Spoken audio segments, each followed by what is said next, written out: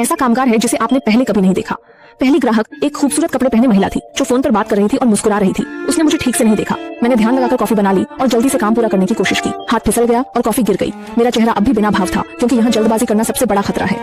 मैंने निशानों को तेजी से साफ किया और फिर एक नया कप तैयार किया। उसने वो कप लिया और गर्माहट से उसका चेहरा थोड़ा बिगड़ गया। उसका सुंदर चेहरा अचानक तनावपूर्ण दिखने लगा। पूरे 1 घंटे तक उसके कठोर शब्द इस छोटे कांच के कमरे में गूंजते रहे। मैं मुस्कुराता रहता और सोचता हूँ कि ग्राहक हमेशा सही होते हैं। गाली देने दीजिए, आदत हो जाती है। लेकिन तभी दूसरे ग्राहक आते हैं। उनकी नजरें एक मापने वाली सी रेखा की तरह मुझे ऊपर से नीचे तक देखती हैं। फिर उन्होंने शिकायत करने का बटन दबाया और मेरा किरदार तुरंत परामर्शदाता के रूप में बदल गया। मैंने रिसीवर उठाया और अभी तक शांत और सभ्य व्यक्ति ने तुरंत अपना मुखौटा उतार दिया।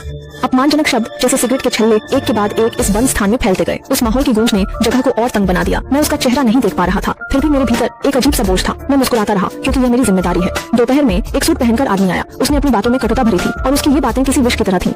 इस बार में मेरी भूमिका एक सर्वर की थी। जैसे ही मैं झुककर शराब डालने लगा, वो मुझे पकड़कर रोकने लगा। लाल शराब धीरे धीरे उसके गिलास में भरती रही। जैसे वो उसे गटकता, मुझे ऐसा लगता जैसे मैं शराब के समुद्र में डूब रहा हूँ। उसकी तीखी खुशबू इस आभासी समुद्र की लहरों में खो जाने जैसा अनुभव देती और जहरीले सांप मुझे चारों ओर से घेर लेते हैं। उन्होंने मुझे जकड़ लिया, मेरे हाथ पांव को हिलने डुलने से रोक दिया। ऐसा माहौल जहाँ किसी को इसे देखने के लिए बहुत बड़ा साहस चाहिए।